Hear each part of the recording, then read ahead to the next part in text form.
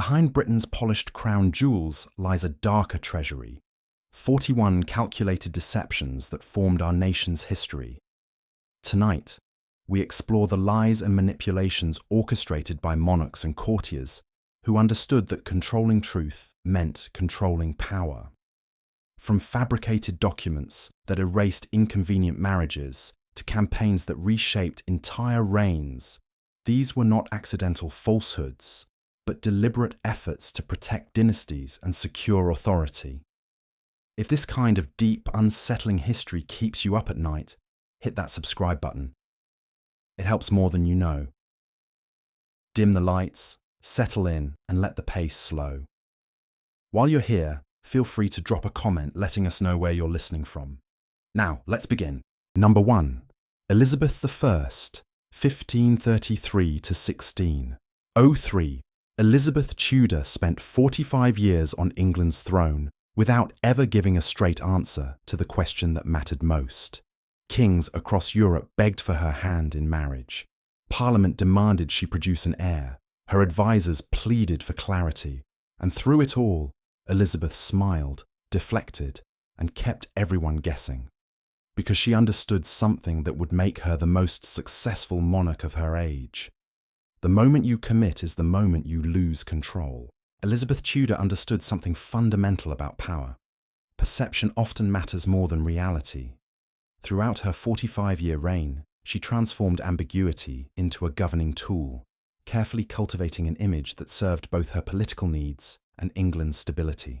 Elizabeth also mastered the art of image management. She developed the cult of the Virgin Queen, positioning herself as married to England itself. Her speeches blended vulnerability with strength, most famously at Tilbury, where she declared she had the heart and stomach of a king. These weren't spontaneous moments, but carefully calculated performances designed to inspire loyalty and project power. Within her court, Elizabeth played factions against each other with remarkable skill. She elevated favourites like Robert Dudley, then checked their influence by promoting rivals. This ensured no single advisor became too powerful while keeping everyone competing for her attention. She rewarded service with honours and titles rather than land or money, maintaining control over resources while satisfying ambition. Her religious settlement demonstrated political strategy at its finest. Rather than forcing England toward either Catholic or Protestant extremes, she established a middle way that most could accept. This wasn't theological conviction, but pragmatic statecraft, designed to minimize rebellion and maximize stability. Throughout her reign, Elizabeth presented herself as whatever her audience needed: warrior queen, learned scholar, or merciful sovereign. This flexibility, this willingness to perform different roles, kept England stable through tumultuous times and established her as one of history's most effective in political strategy. Number 2. Henry VIII, 1491 to 1547. Henry Tudor's reign represents strategic influence on an unprecedented scale, fundamentally reshaping England's religious, political, and social landscape to serve his ambitions. What distinguished Henry wasn't merely his goals, but his ability to frame personal desires as national necessity, convincing Parliament, clergy, and common people to support radical changes that benefited him above all. The break with Rome exemplifies this talent. Henry needed an annulment from Catherine of Aragon, but Pope Clement VII refused.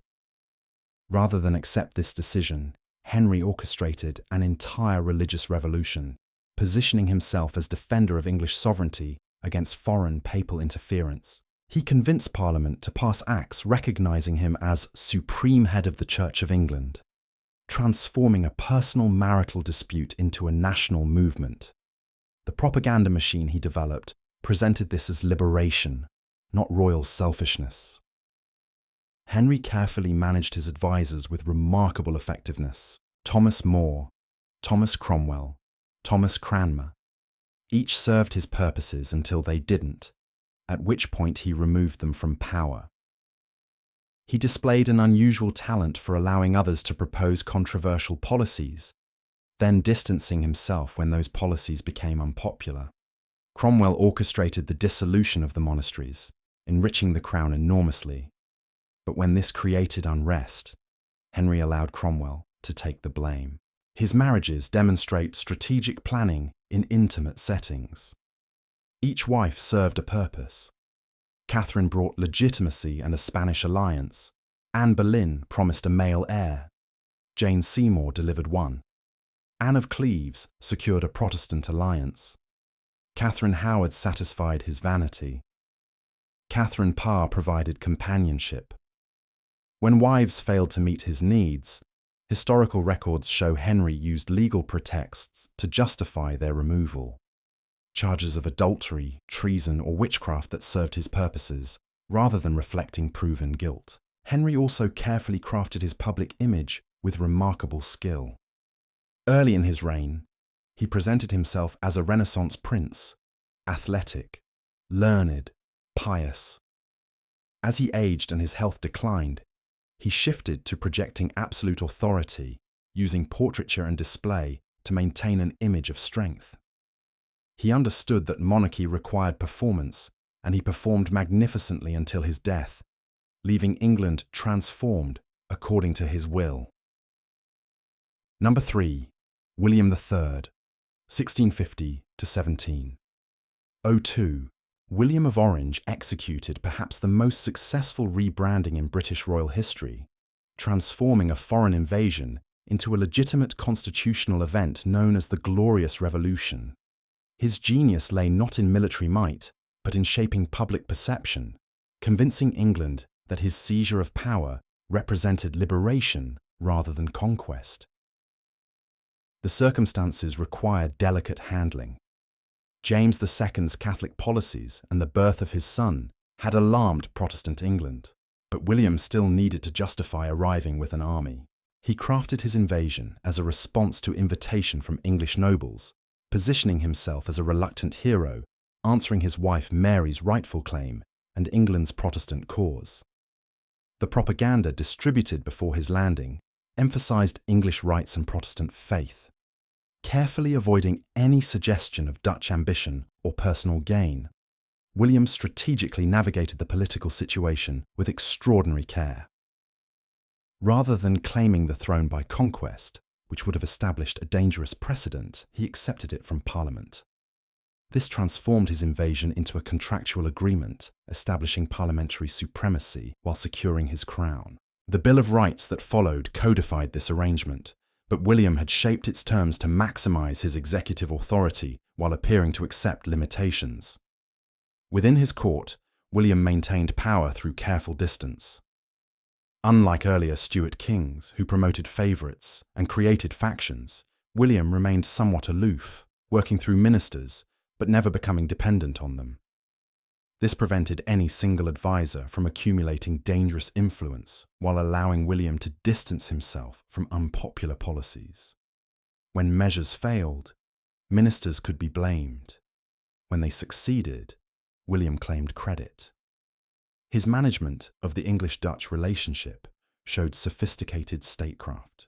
He needed English resources for his European wars against France, but couldn't appear to be subordinating English interests to Dutch ones.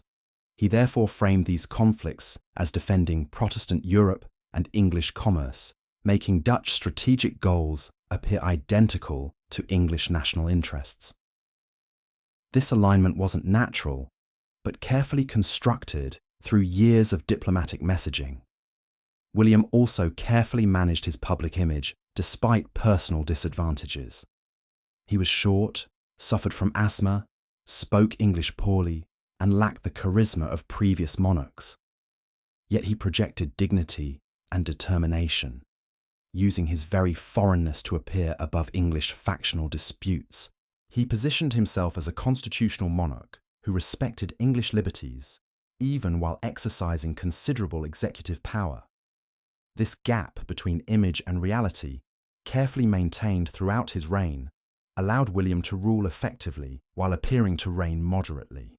Number 4. James I, 1566 to 1625. James Stuart arrived in England as a foreign king with a challenging task, uniting two historically antagonistic kingdoms while navigating religious tensions that threatened to tear his realm apart. His approach to governance relied heavily on calculated political strategy, balancing competing factions while projecting an image of divinely appointed authority that masked his considerable political flexibility. James's management of religious divisions demonstrated remarkable strategic skill. England in 1603 contained Catholics who hoped for tolerance, Puritans who demanded reform, and mainstream Anglicans who wanted stability.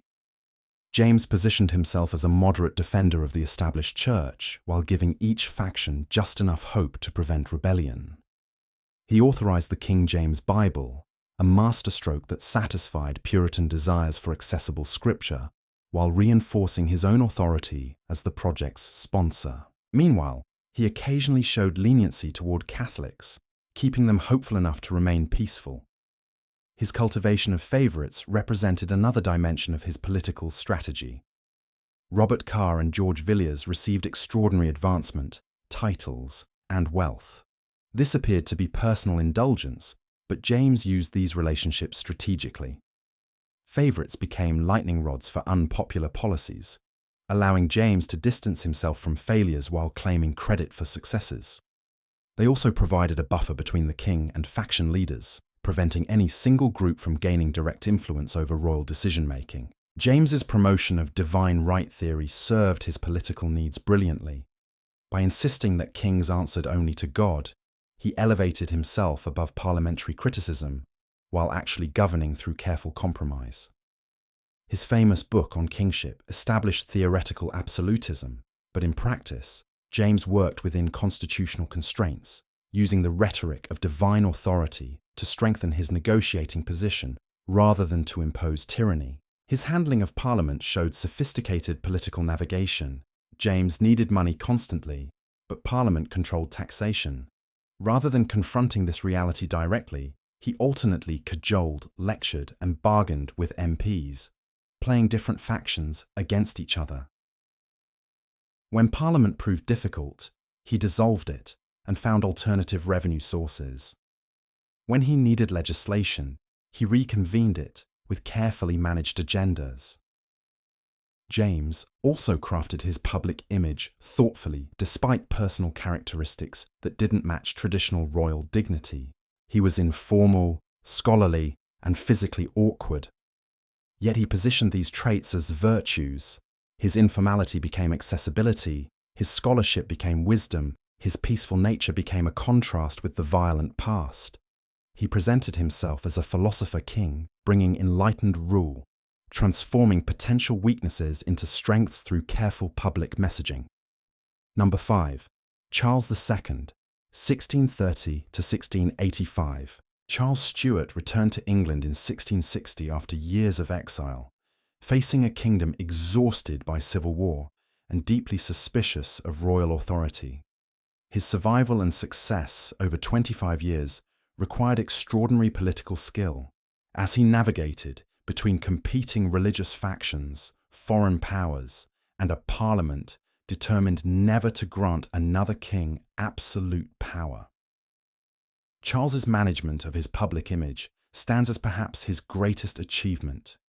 He deliberately cultivated an accessible, pleasure-loving persona that contrasted sharply with Puritan severity and his father's tragic fate.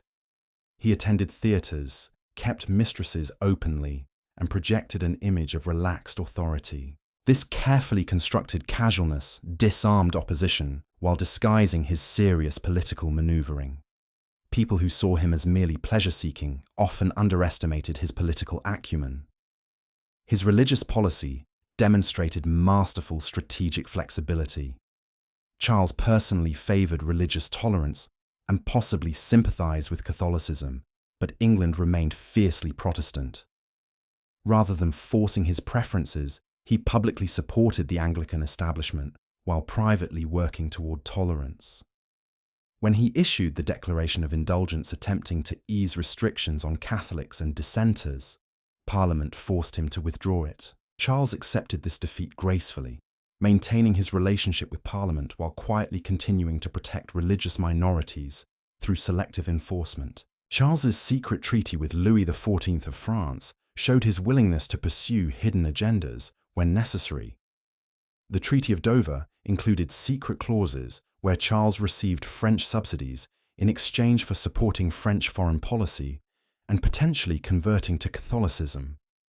This agreement gave Charles financial independence from Parliament, but he carefully managed the information flow, revealing only what suited his purposes. The full terms remained secret until after his death. His handling of succession crises revealed sophisticated political calculation. When the popish plot hysteria swept England, threatening his Catholic brother James's right to succession, Charles defended James's legitimacy while appearing to take Protestant concerns seriously. He dissolved and recalled Parliament strategically, used judicial proceedings selectively, and allowed popular fury to burn itself out rather than confronting it directly. Charles maintained power by avoiding his father's mistakes. Where Charles I had confronted Parliament directly, Charles II compromised, retreated, and advanced as circumstances allowed. He converted to Catholicism only on his deathbed, when the political cost no longer mattered, having successfully protected the monarchy through flexibility rather than principle. Number 6. Queen Anne, 1665 to 1714. Queen Anne governed during one of Britain's most politically turbulent periods, managing the union of England and Scotland, the War of Spanish Succession, and fierce party rivalries between Whigs and Tories.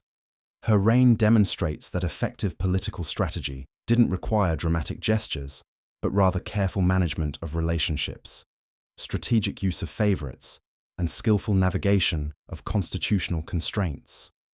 Anne's use of personal favourites shaped her entire reign. Sarah Churchill, Duchess of Marlborough, dominated the early years, wielding enormous influence over royal patronage and policy. Anne allowed Sarah this power while maintaining ultimate control, using their friendship to manage complex political situations. When Sarah's aggressive Whig partisanship became a liability, Anne gradually transferred her affections to Abigail Masham, a quieter woman with Tory sympathies. This shift wasn't emotional weakness, but calculated political repositioning, allowing Anne to change policy direction while maintaining personal deniability. Her management of party politics showed sophisticated understanding of constitutional monarchies' emerging realities. Anne couldn't rule without Parliament, yet she refused to become a mere figurehead. She played Whigs and Tories against each other, granting power to whichever party served her immediate needs, while preventing either from dominating completely. When Whigs grew too powerful, she elevated Tories. When Tories overreached, she restored Whig influence. This balance maintained her prerogatives while satisfying parliamentary expectations. Anne's handling of the Act of Union demonstrated strategic patience. Scotland and England had shared a monarch since 1603, but remained separate kingdoms with separate parliaments. Anne supported union, but allowed others to do the difficult work of negotiating terms. She provided steady encouragement behind the scenes, while letting ministers take credit for progress and blame for problems. When the Union passed in 1707, it appeared as a parliamentary achievement, but Anne had carefully guided the process throughout. Her public image carefully balanced vulnerability and authority.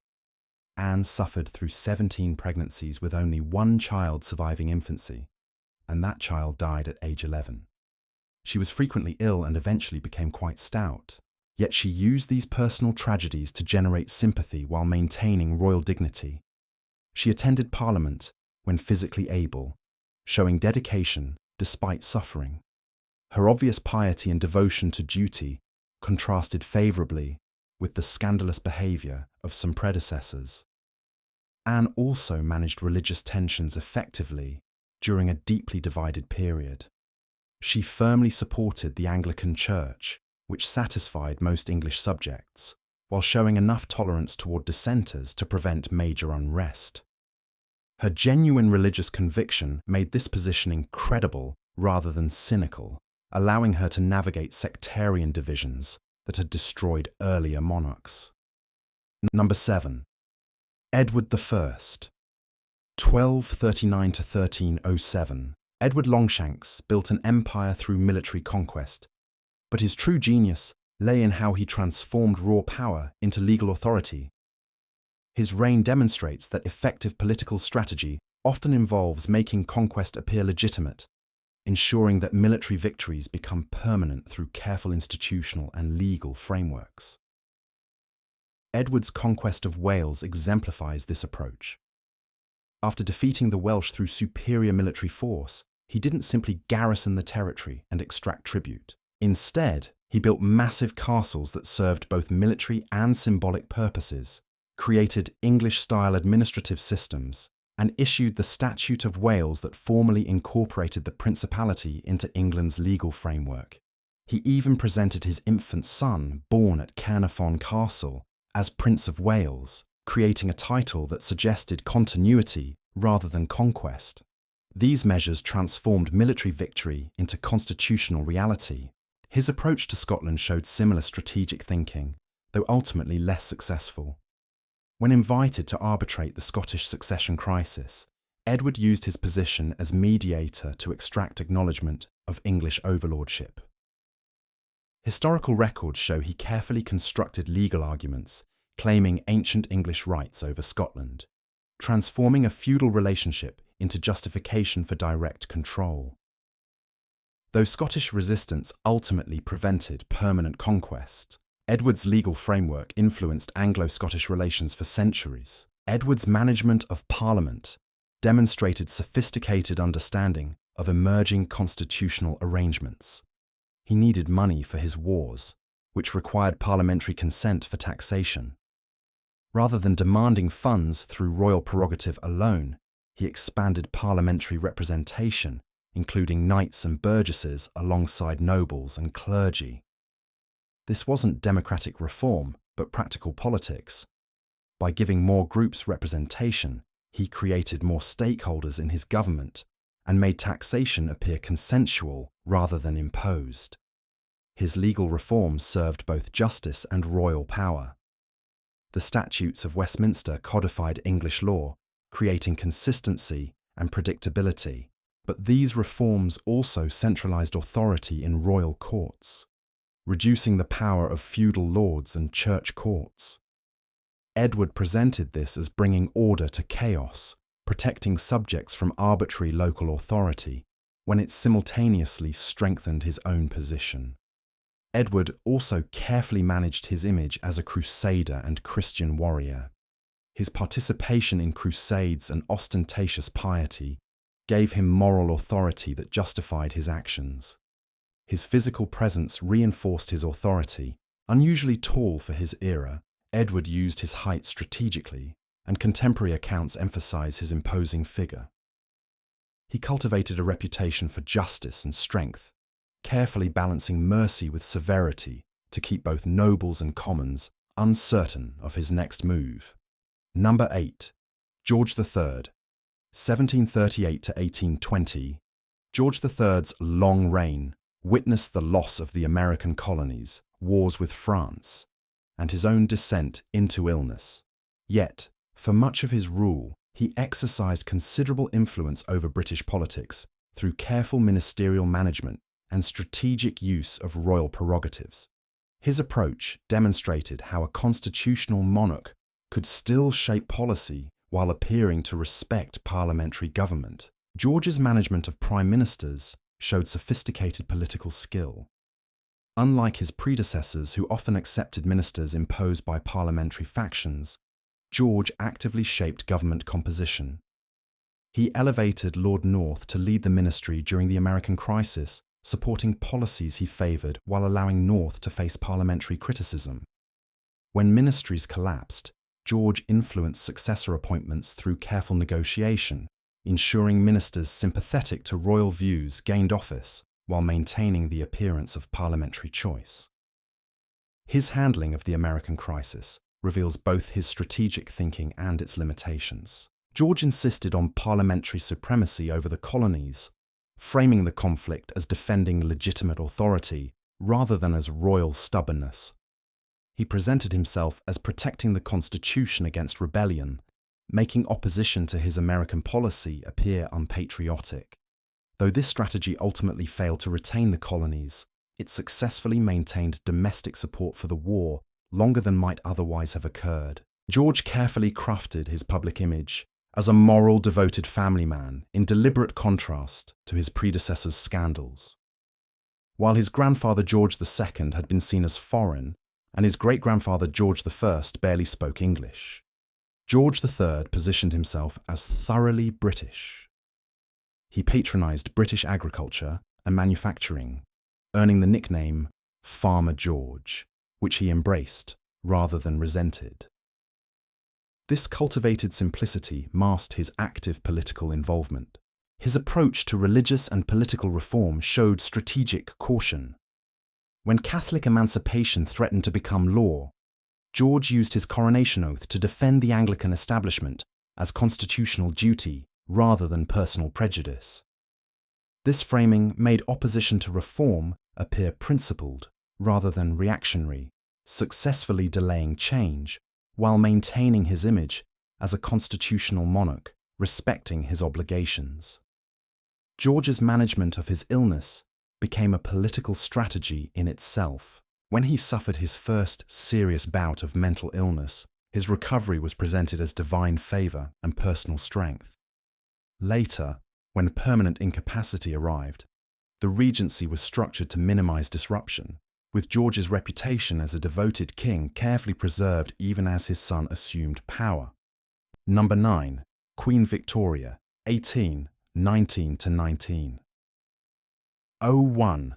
Victoria's 63-year reign transformed the British monarchy from a politically active institution into a symbol of moral authority and imperial grandeur. Her success lay not in wielding direct power, but in shaping how monarchy was perceived, using her image and selective interventions to maintain royal influence even as constitutional government evolved toward parliamentary supremacy. Victoria's early relationship with Lord Melbourne showed her capacity for political calculation. The young queen depended heavily on her first prime minister, but this dependence served her education in statecraft. Melbourne guided her through political complexities while Victoria cultivated the appearance of innocent devotion, making her subsequent political interventions seem more natural than calculated. When Melbourne's government fell, Victoria's obvious displeasure with Robert Peel created a constitutional crisis that she navigated by appearing to defend her household rather than partisan politics. Her marriage to Prince Albert provided both genuine partnership and political advantage.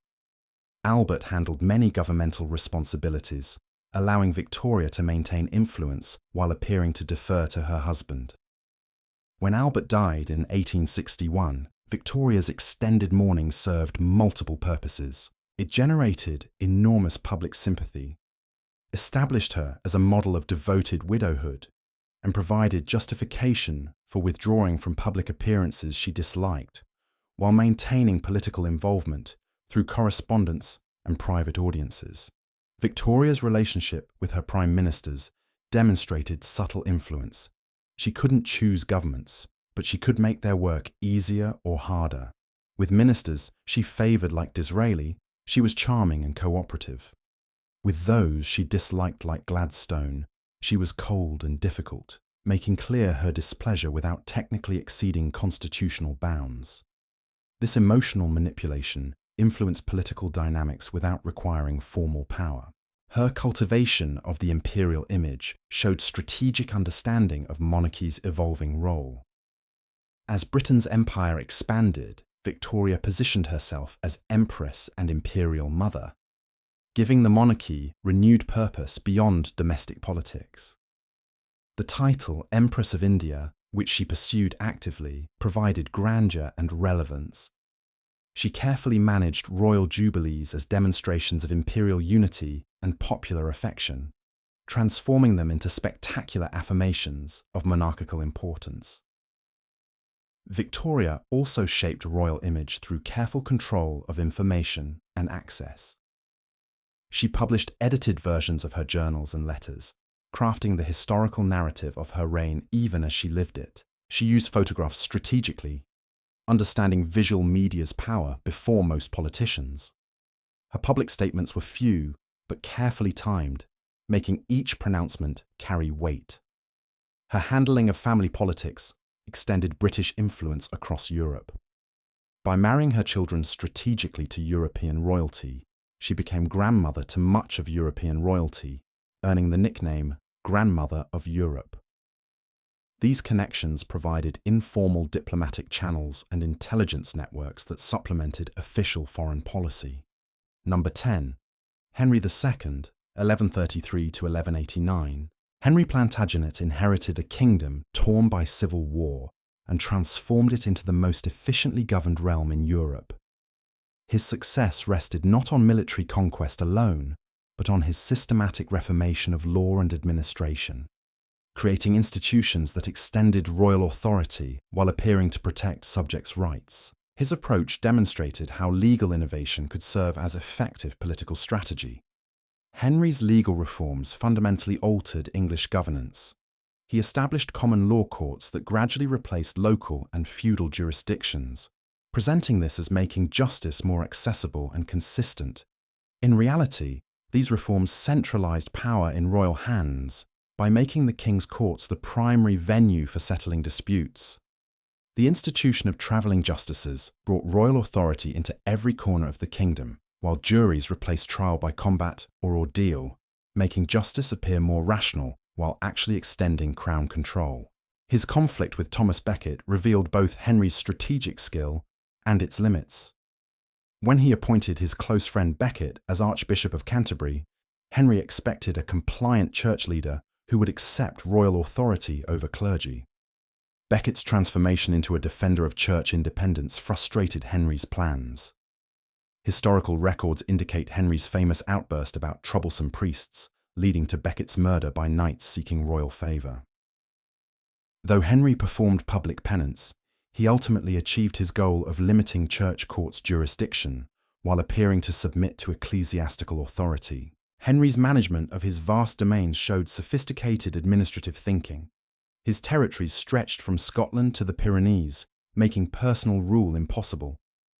He developed a bureaucratic system that functioned in his absence, with justiciars governing England while he managed his French possessions. He moved constantly between territories, appearing suddenly to assert authority and investigate officials, keeping everyone uncertain and honest through unpredictability. His handling of family politics proved less successful than his institutional innovations. He attempted to divide his inheritance among his sons while retaining ultimate authority, creating resentment and rebellion. His wife Eleanor of Aquitaine supported their sons' revolts, understanding that Henry's refusal to grant them real power contradicted his promises. These family conflicts demonstrated that even sophisticated political strategy couldn't overcome fundamental incompatibilities between his desire for control and his son's ambitions. Henry's cultivation of legal legitimacy extended to his claim to the throne itself. Though his inheritance was disputed, he presented his succession as restoring rightful order after Stephen's chaotic reign. He carefully framed his innovations as returning to better times rather than creating new powers, making radical change appear conservative. Number 11. Richard II, 1367 to 1400. Richard II's reign began with promise and ended in deposition, yet his approach to kingship influenced royal strategy for generations. He attempted to elevate royal authority through symbolism, ceremony, and the assertion of absolute power, showing both the potential and dangers of relying on image and theory rather than practical political management. Richard's response to the Peasants' Revolt of 1381, when he was only 14, revealed early strategic instincts. He met the rebels personally, making promises that calmed the immediate crisis while his supporters suppressed the uprising militarily. Once order was restored, he revoked his concessions, having used them solely to buy time.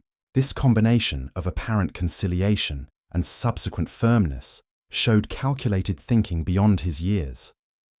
His elevation of ceremony and royal dignity transformed English court culture. Richard developed elaborate rituals around kingship, requiring courtiers to kneel in his presence and address him with unprecedented formality. He commissioned portraits showing himself crowned and enthroned, emphasizing divine appointment and absolute authority. The Wilton diptych depicted him under the protection of saints and angels, visually asserting his sacred status. These weren't mere vanity, but deliberate strategies to elevate kingship above noble challenge. Richard's cultivation of favourites created both power and vulnerability. Robert de Vere and others received extraordinary titles and influence, serving as instruments of royal will, while absorbing criticism directed at unpopular policies. When magnates, including the Lords Appellant, challenged royal authority, Richard was forced to submit temporarily, but he carefully remembered each slight. Years later, once he had consolidated power, he arrested and executed or exiled those who had constrained him, demonstrating patient planning in pursuit of revenge. His assertion of absolute authority in his later years showed strategic ambition exceeding practical wisdom. He declared that laws resided in his breast, claiming power to alter or ignore parliamentary legislation. He forced wealthy subjects to sign blank charters that could later be filled with any obligations, creating instruments of financial and political control. He built a power base in Cheshire, recruiting a personal guard of archers who wore his badge and enforced his will. Yet Richard's strategies ultimately failed because they prioritized symbolic authority over practical power building. When Henry Bolingbroke returned from exile in 1399, Richard's support collapsed rapidly. His elaborate ceremonies and assertions of divine right provided no defense against a rival with military strength and noble backing. Richard's deposition demonstrated that political strategy requires both image and substance, and that appearing powerful differs fundamentally from being powerful. Number 12, Mary I, 1516 to 1558. Mary Tudor overcame extraordinary obstacles to claim her throne, becoming England's first queen regnant through determination and strategic political manoeuvring. Her reign is often remembered for religious persecution, but her path to power and her methods of governance reveal sophisticated political thinking that enabled a woman to rule in an age that doubted female capacity for sovereignty. Mary's succession itself required careful strategy. When her brother Edward VI died in 1553, the Duke of Northumberland attempted to place Lady Jane Grey on the throne, bypassing Mary's legal claim. Mary didn't retreat, but instead raised her standard in East Anglia, appealing to both legitimate succession and popular sympathy. She carefully framed her cause as defending rightful inheritance rather than religious change, attracting Protestant supporters despite her known Catholic faith. This strategic focus on legitimacy rather than religion enabled her to build a coalition strong enough to triumph within days. Her management of her accession demonstrated political awareness. She entered London triumphantly, but showed calculated mercy to many who had supported Jane Grey, executing only the chief architects of the plot. This clemency served multiple purposes. It demonstrated her capacity for justice and mercy, reduced potential opposition, and contrasted favourably with the harsh reputation many expected from a Catholic ruler seeking to reverse the Reformation. Mary's marriage negotiations revealed her understanding of political necessity, conflicting with personal preference. She chose Philip of Spain despite widespread English opposition, believing the alliance essential for religious restoration and national security. She managed parliamentary resistance through careful presentation, insisting on terms that theoretically protected English interests. Though the marriage proved unpopular and Philip spent little time in England, Mary had secured the international Catholic support she believed necessary for her religious mission. Her religious policy, while ultimately counterproductive, followed a strategic logic. She sought to restore Catholicism through both legal mechanisms and enforcement. Parliament repealed Henrician and Edwardian religious legislation, restoring papal authority and traditional practices. Mary framed these changes as returning England to truth and legitimacy. The persecution of Protestants, which earned her the name Bloody Mary, was intended to demonstrate the consequences of heresy while showing firm commitment to Catholic restoration. Historical records indicate approximately 300 executions during her reign, presented at the time as necessary enforcement of religious law. Mary's handling of succession anxiety shaped her final years. Her desperate hope for an heir led to false pregnancies that damaged her credibility. Yet even in this vulnerability, she maintained queenly dignity, refusing to name Elizabeth as successor until her final illness, understanding that doing so earlier would create an alternative power centre, undermining her authority. Number 13. James II, 1633 to 1701. James II's brief reign from 1685 to 1688 demonstrates how even sophisticated political strategy can fail when it conflicts fundamentally with a nation's dominant interests and fears. His attempt to restore Catholic power in Protestant England showed both calculated planning and fatal miscalculation about the limits of royal authority. James's initial approach to kingship appeared measured and strategic. Despite his known Catholic faith, he promised to protect the Church of England and govern within constitutional bounds. He handled Monmouth's rebellion decisively, using military victory to demonstrate strength while employing the bloody assizes to punish rebels with severity that warned potential opponents. This combination of military competence and judicial firmness initially strengthened his position. His gradual advancement of Catholic interests revealed careful planning. Rather than immediately demanding wholesale change, James proceeded incrementally. He appointed Catholics to military commands, university positions, and eventually to the Privy Council, each appointment testing parliamentary and public tolerance. He issued declarations of indulgence, suspending laws against Catholics and dissenters, framing religious tolerance as enlightened policy while actually advancing Catholic interests. These measures appeared reasonable individually, but collectively alarmed Protestant England. James's cultivation of a standing army showed strategic thinking about power realities. He understood that constitutional monarchy depended partly on military force, and he built an army stationed near London with Catholic officers in key positions.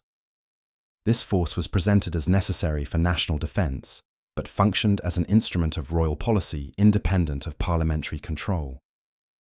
The army became both a source of power and a focus of Protestant anxiety about military absolutism. His management of opposition demonstrated increasing rigidity. When bishops petitioned against reading his declaration of indulgence in churches, James had them prosecuted for seditious libel. Their acquittal represented a significant defeat that revealed the limits of his authority. Rather than adjusting his approach, James intensified his efforts, interpreting resistance as temporary obstacle rather than fundamental opposition to his goals. The birth of his son in June 1688 transformed the political situation. Previously, Protestant opponents could wait for James's Protestant daughters Mary or Anne to inherit. A Catholic heir threatened permanent Catholic succession, turning patient opposition into urgent crisis. James had carefully built his position over 3 years, but this single event unified opposition against him. James's response to William of Orange's invasion revealed the collapse of his strategic foundation. His army, carefully built and positioned, melted away as officers defected. His daughters abandoned him. Even his political calculations about loyalty and gratitude proved worthless when confronted with religious fear and political opportunity. He fled to France, his careful strategies undone by fundamental miscalculation about what Protestant England would tolerate. Number 14. George IV, 1762 to 1830. George IV spent most of his adult life seeking to escape his circumstances through personal indulgence, strategic debt accumulation, and calculated public performance. As Prince of Wales for decades before becoming regent and then king, he developed sophisticated methods of pursuing pleasure, while managing the political and financial consequences of his choices. George's early opposition to his father created both political opportunity and personal brand. He aligned himself with Whig politicians who opposed George III's policies, providing them with a royal figurehead while they provided him with political cover for his extravagant lifestyle. This relationship was transactional rather than ideological. George supported Whigs while they helped manage his enormous debts and defended his interests in Parliament. His secret marriage to Maria Fitzherbert demonstrated strategic risk-taking and subsequent political navigation. The marriage violated the Royal Marriages Act and would have cost him succession rights if revealed. Yet George proceeded, valuing personal desire over political caution. When the relationship became public knowledge, he managed the situation through careful denial and strategic distancing, later contracting a legal marriage to Caroline of Brunswick that was disastrous personally, but solved his immediate financial and political problems. George's cultivation of aesthetic authority showed how personal interests could serve political purposes. His patronage of architecture, art, and fashion positioned him as arbiter of taste and culture. The creation of the Royal Pavilion at Brighton, with its exotic architecture and lavish interiors, demonstrated extravagance but also cultural sophistication. His support for John Nash's London improvements and his role in establishing cultural institutions gave him influence in areas beyond direct political power. His management of the Caroline affair during his coronation revealed both ruthlessness and political calculation.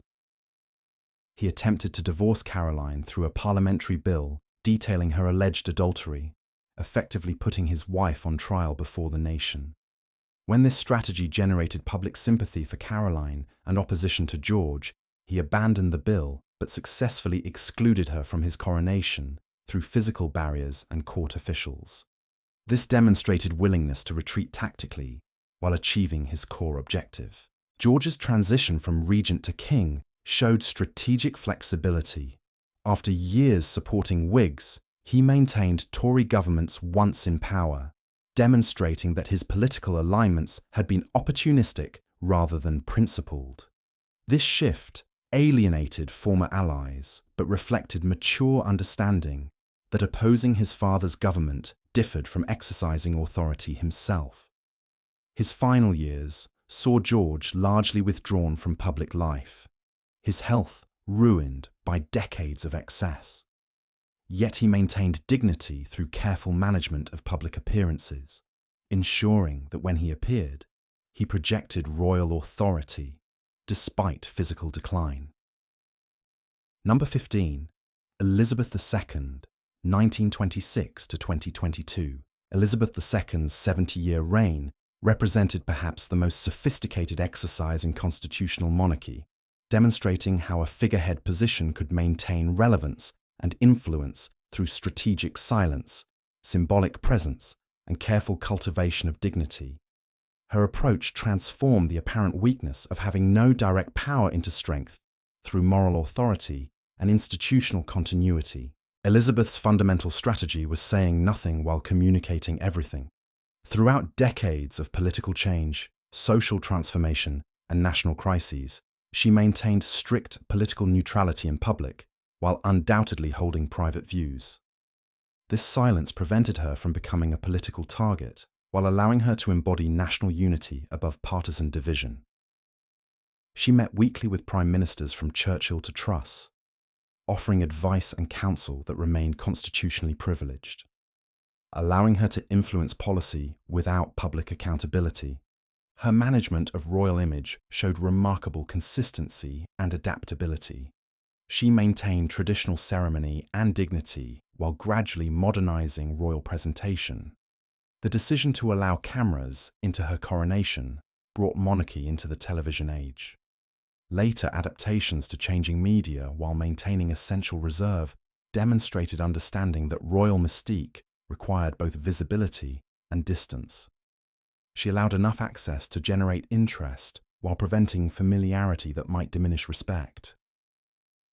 Elizabeth's navigation of family scandals revealed sophisticated crisis management. Her children's troubled marriages, particularly Charles and Diana's public breakdown, threatened to undermine monarchical dignity. Elizabeth's initial response, maintaining privacy and dignity, clashed with public sentiment demanding emotional display. Her eventual address after Diana's death, acknowledging public grief while maintaining reserve, represented a calculated adjustment to changing expectations while preserving essential royal character. Her handling of constitutional crises demonstrated subtle but real influence. During political deadlocks or minority governments, Elizabeth's role in government formation became crucial. She exercised these powers with such apparent neutrality that her actual preferences remained hidden, yet the outcomes consistently maintained constitutional stability. Her experience gave her authority that transcended formal powers. Elizabeth's management of Commonwealth transformation showed strategic vision. As the British Empire dissolved, she repositioned the monarchy as symbolic head of a voluntary association, maintaining British influence through personal relationships rather than political control. Her dedication to Commonwealth duties, visiting member nations repeatedly throughout her reign, created personal connections that outlasted formal imperial ties. Her cultivation of continuity became increasingly valuable in rapidly changing times. As Britain experienced social revolution, economic transformation, and political upheaval, Elizabeth represented stability and institutional memory. This wasn't passive, but carefully maintained through consistent public service, visible dedication to duty, and apparent imperviousness to changing fashions in behaviour or presentation. Number 16, Edward VII, 1841 to 1910. Edward VII waited nearly 60 years to inherit the throne, spending decades as Prince of Wales while his mother Victoria carefully excluded him from governmental responsibilities. His long apprenticeship in society and diplomacy shaped his approach to kingship, demonstrating how influence could be exercised through social connections and personal relationships rather than constitutional power. Edward's cultivation of European relationships proved strategically valuable. Through decades of travel and social engagement, he built personal connections with European royalty and political leaders. His friendship with French leaders helped facilitate the Entente Cordiale, transforming Anglo-French relations from rivalry to alliance. While professional diplomats negotiated terms, Edward's charm offensive softened French public opinion and provided political cover for closer cooperation. His ability to present policy shifts as personal friendship made strategic realignment appear natural rather than calculated. His management of his public image showed sophisticated understanding of changing social dynamics. While Victoria emphasized moral severity and domestic virtue, Edward embraced modernity and pleasure. He patronized theatres, restaurants, and sporting events, making monarchy visible in contemporary life rather than removed from it. His affairs and social indulgences, which might have scandalized in earlier eras, were managed through social discretion and press cooperation. Society knew but didn't officially acknowledge his relationships, maintaining necessary dignity while allowing personal freedom. Edward's approach to court functions transformed royal entertaining into political strategy. His house parties at Sandringham mixed aristocrats, politicians, foreign dignitaries, and wealthy industrialists in settings that facilitated informal conversation and relationship building. These gatherings weren't merely social, but created networks of influence and information that supplemented formal governmental channels. Invitations to royal events became instruments of favour, encouraging cooperation and loyalty. His brief reign saw him exercise influence through consultation and persuasion rather than constitutional prerogative. He met regularly with ministers, offering advice shaped by his extensive social intelligence and European connections. His experience gave him credibility that his predecessors' longer reigns hadn't necessarily provided, as he had spent decades observing politics from adjacent positions. Edward's management of the constitutional crisis over the House of Lords demonstrated political skill. When the Liberal government sought to limit Lords' power, Edward found himself caught between constitutional duty and personal sympathy for the aristocracy. He navigated this by appearing willing to create enough liberal peers to pass reform, while privately hoping compromise would prevent this drastic step. His death before the crisis resolved left the decision to his son, but Edward had established the precedent that royal constitutional duty superseded class loyalty. His transformation of the monarchy's social role influenced his successor's approaches. By making royalty accessible and contemporary, he demonstrated that constitutional monarchy could remain relevant through adaptation rather than resistance to social change. Number 17. Prince Albert, 1819 to 1861. Prince Albert exercised extraordinary influence over British government and society, despite holding no constitutional position beyond his marriage to Queen Victoria. His achievement lay in shaping policy and institutions while maintaining the appearance of supporting his wife rather than directing affairs himself, demonstrating how power could be wielded through partnership and careful institutional positioning. Albert's initial years in Britain required strategic navigation of a difficult situation. He arrived as a foreign prince married to a queen who initially resisted sharing power. Rather than demanding authority, he made himself indispensable through competence and dedication.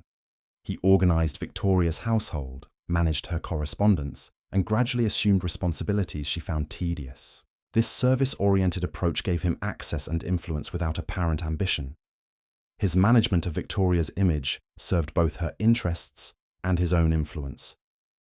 He encouraged her withdrawal during pregnancies and illness, creating situations where he naturally assumed her duties.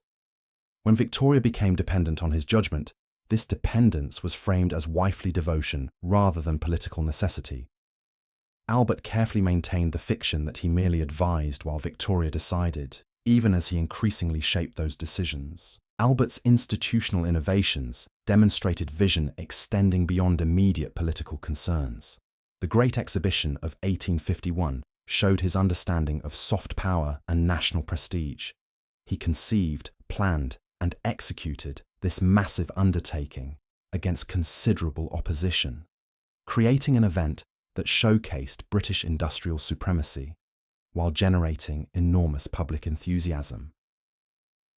The profits funded educational and cultural institutions, including the Victoria and Albert Museum, creating lasting legacy beyond his lifetime. His involvement in governmental affairs showed sophisticated understanding of constitutional limits. Albert couldn't attend cabinet meetings or hold office, but he read all governmental papers, drafted memoranda on policy issues, and met privately with ministers. His influence operated through Victoria's constitutional authority, making his involvement officially invisible while practically significant. Ministers who initially resented foreign interference came to value his judgment and discretion. Albert's approach to royal neutrality demonstrated strategic thinking. He insisted monarchy should stand above party politics, but this neutrality was carefully selective. He involved himself deeply in foreign policy, military reform, and educational matters while avoiding domestic political controversies that might damage royal standing. This allowed him to shape policy in areas where his expertise was acknowledged while maintaining appearance of political detachment. His cultivation of moral authority served political purposes. Albert and Victoria's emphasis on family values and personal morality contrasted with earlier Hanoverian scandals, repositioning monarchy as moral exemplar. This image provided political capital, making it easier to influence policy while appearing to defend virtue rather than exercise power. The domestic ideal they projected became inseparable from monarchical legitimacy. Number 18. Edward II, 1284 to 1327. Edward II's reign offers a unique perspective on political strategy, not as a master practitioner, but as a monarch surrounded by those who exercised influence through him.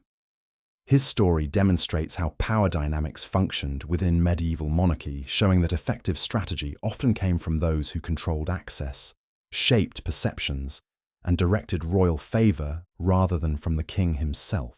Edward's relationship with Piers Gaveston revealed the political dangers of unchecked favouritism. Gaveston, a Gascon knight, received extraordinary elevation through Edward's affection, becoming Earl of Cornwall and effectively controlling access to the king. This relationship wasn't merely personal, but created a power structure where Gaveston mediated between Edward and his barons. The magnate's fury wasn't simply about inappropriate friendship, but about being excluded from influence they considered rightfully theirs. Gaveston's wit and arrogance made him enemies, but his real offence was monopolising royal favour. The barons' response showed sophisticated political strategy. Rather than directly attacking Edward's authority, they focused on removing his favourites, framing their actions as protecting the realm from evil counsellors rather than constraining the king.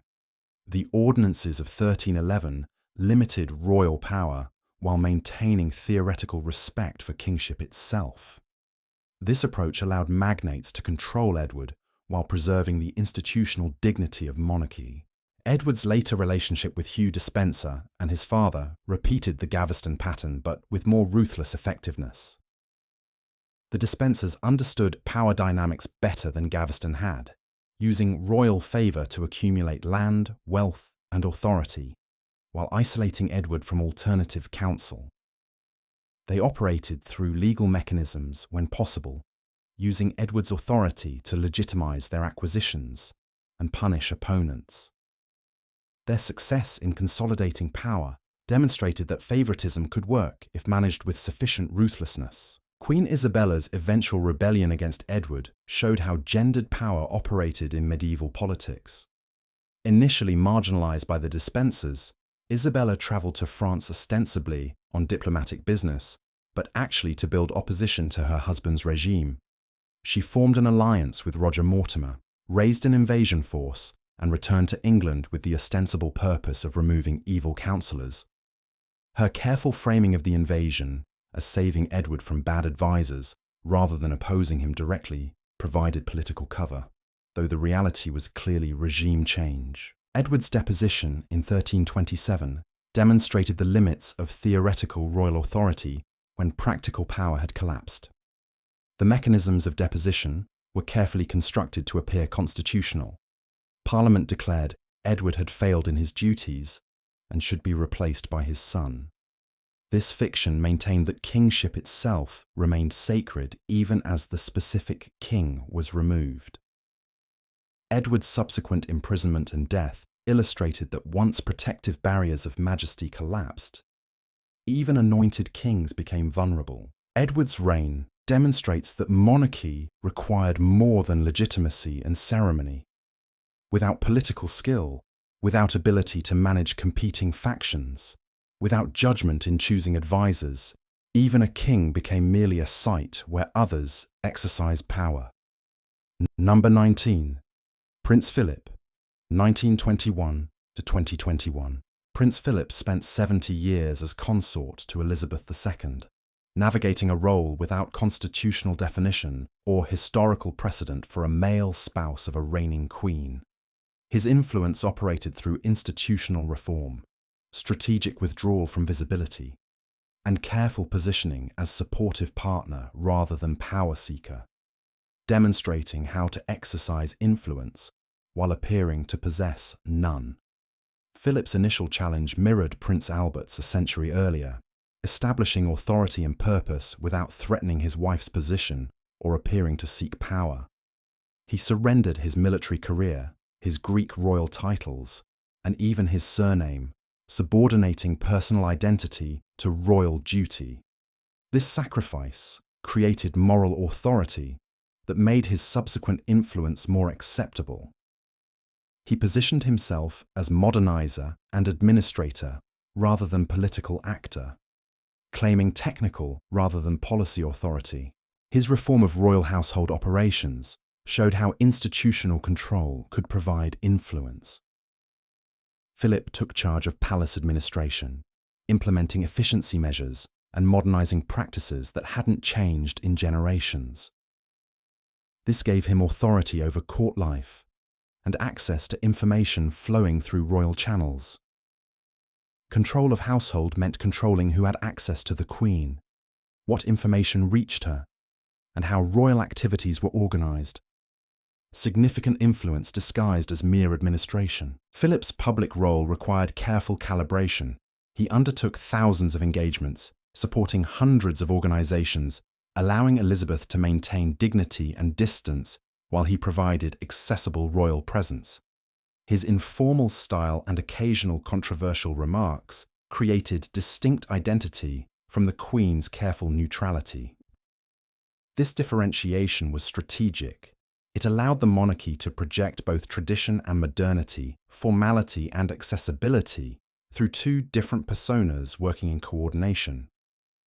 His creation and management of the Duke of Edinburgh Award demonstrated how personal initiatives could build influence and legacy.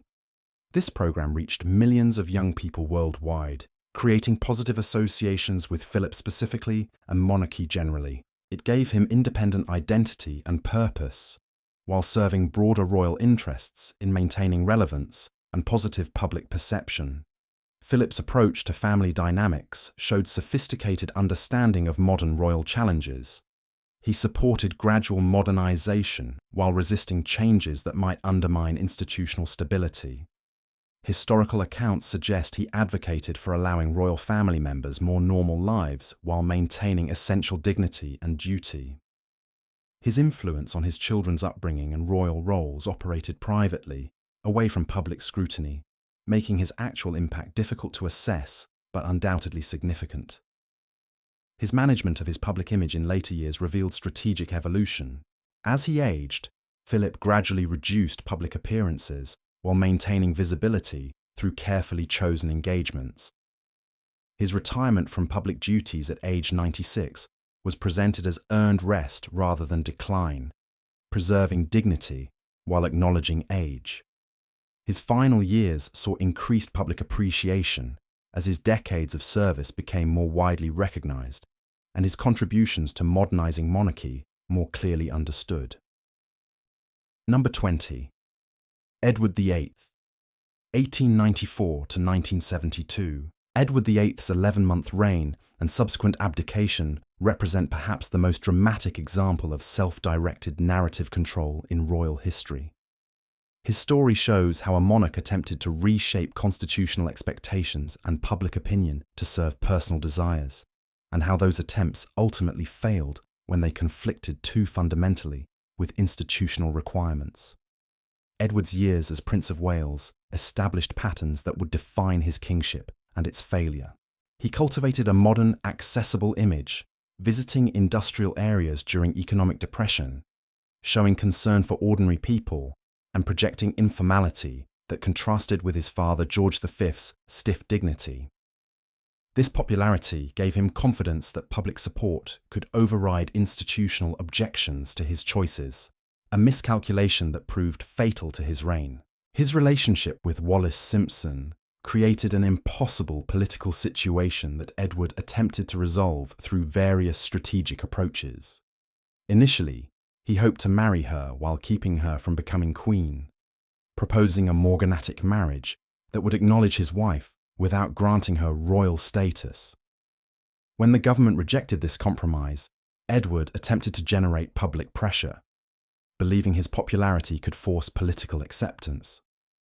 He misjudged both public opinion and constitutional reality. Edward's management of the abdication crisis revealed his priorities and his ultimate powerlessness. Rather than accepting that constitutional monarchy required subordinating personal desires to institutional needs, he chose to abandon the throne. His abdication speech carefully framed this as romantic sacrifice, positioning himself as a man choosing love over duty. This narrative served his immediate emotional needs and public image, but obscured the constitutional crisis his actions created. His subsequent years as Duke of Windsor showed continued attempts to maintain influence and dignity without official position. He negotiated for financial settlement, sought meaningful role within the Commonwealth, and attempted to preserve royal status for himself and his wife. The refusal to grant Wallis the title, Her Royal Highness, particularly rankled, representing the family's judgment that she remained unworthy of full royal recognition despite Edward's sacrifice. On the other hand, historical records indicate he provided information to German contacts that could have compromised British interests. Whether this represented disloyalty, naivety, or misguided attempts to maintain relevance remains debated, but it demonstrated catastrophic judgment regardless of intent. His later years saw him attempt to reshape historical narrative through memoirs and interviews, presenting his abdication as triumph of authentic feeling over hidebound tradition. He positioned himself as victim of rigid establishment, rather than as king who abandoned constitutional duty for personal desire. This narrative gained some acceptance, but couldn't fully overcome the reality that he had chosen personal happiness over the responsibility he had been prepared from birth to assume. And as we move forward, we begin to see how manipulation and deception often walked hand in hand. In this next section, we'll turn our attention to 21 royal lies, carefully constructed myths that gradually became accepted as history. Some were subtle, others reshaped entire narratives. All left their mark in quiet but lasting ways. Debunked myth number 21. The false belief that everything we know about royals comes from official sources. This claim is not true. It's a widely held misconception that all public knowledge about the British royal family originates from official statements, press releases, or palace communications. In reality, the historical and contemporary record of the monarchy is shaped by a variety of sources, including journalists, historians, private letters, biographies, and archival documents. No single entity controls the narrative entirely. The origin of this myth may stem from the royal family's tradition of privacy and highly managed public appearances.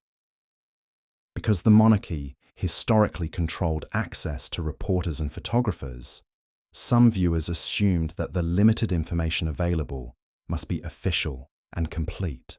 Over time, the idea that everything comes from the palace became a shortcut for explaining gaps in knowledge about the royals' private lives.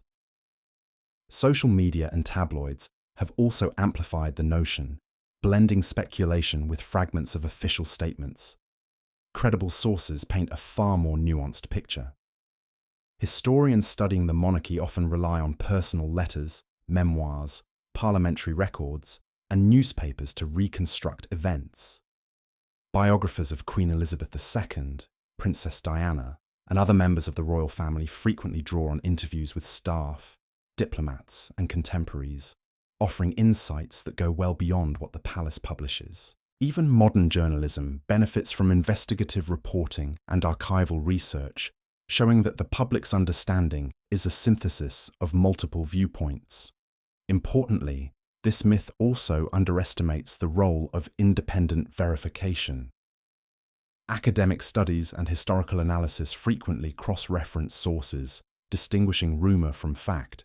For example, claims about royal family dynamics, policy influence, or ceremonial decisions are often documented in diaries, government correspondence, or trusted news outlets rather than solely relying on official palace statements. The historical record and journalistic investigation both confirm that knowledge about the royals is far more complex than official releases alone. Verified reporting, archival research, and first-hand accounts all contribute to our understanding. While the palace provides a curated view of ceremonial life, the broader picture comes from diverse sources that have been examined and corroborated over decades. In short, the idea that all royal information comes directly from official sources is a false rumor.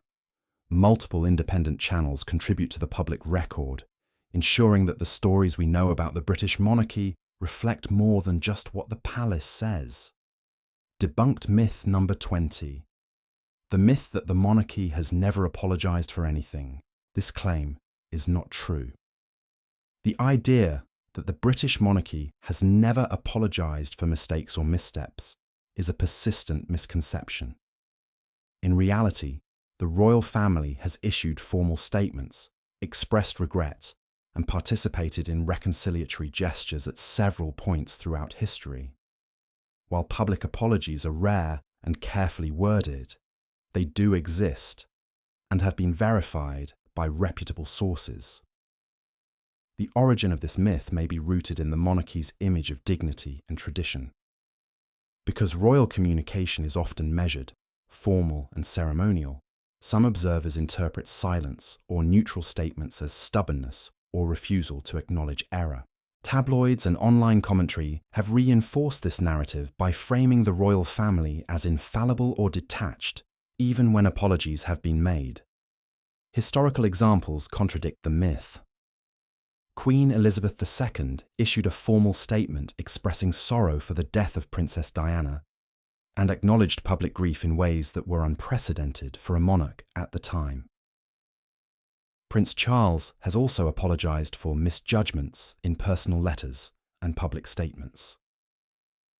Furthermore, the monarchy has engaged in acts of reconciliation toward communities affected by colonial or historical decisions, signalling awareness of past mistakes. These gestures are documented in verified reporting, letters, and historical accounts, rather than being speculation or rumour. Journalistic and historical analysis shows that royal apologies are often subtle, measured, and symbolic rather than sensationalised. They may be included in speeches, interviews, or official statements that emphasise reflection and responsibility. This nuance is easily overlooked, leading some to assume that no apology has ever occurred. The historical record and verified reporting confirm that the monarchy does, at times, acknowledge errors or express regret. While the language is carefully chosen to preserve decorum and continuity, these actions demonstrate accountability within the context of royal tradition. In short, the notion that the monarchy has never apologised for anything is a false rumour. Verified sources and documented statements show that the royal family has occasionally issued apologies, corrected past actions, and recognised public concerns. The reality is far more complex and measured than this enduring myth suggests. Debunked myth. Number 19. The myth that royal titles never change. This claim is not true. The idea that royal titles are fixed for life and never evolve is a persistent misconception.